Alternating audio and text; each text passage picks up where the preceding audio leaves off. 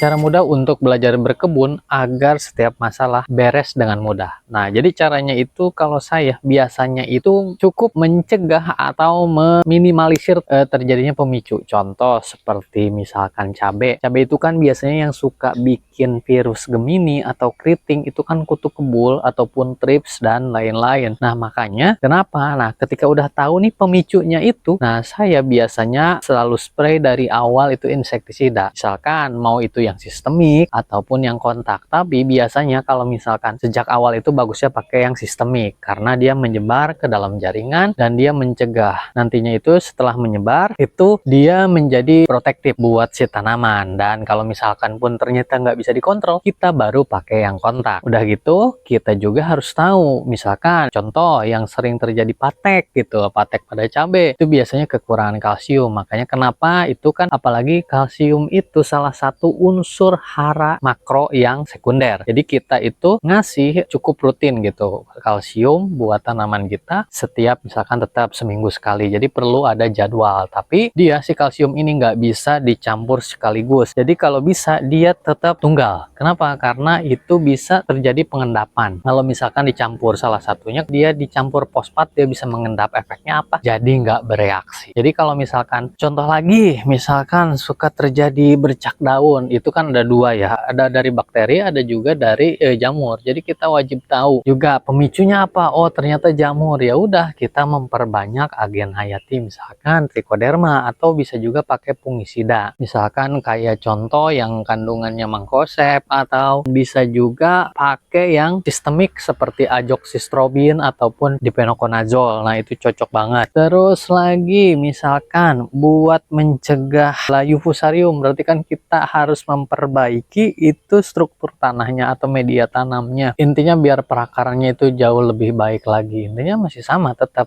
pakai jamur gitu. Jadi kalau tips dari saya seperti itu. Jadi buat teman-teman yang mau belajar, kalau dari saya tipsnya itu hindari atau minimalisir pemicunya. Setelah itu insya Allah sih jauh lebih mudah kesananya. Silahkan dipraktekkan. Kalau misalkan ada pertanyaan bisa tulis di kolom komentar ya.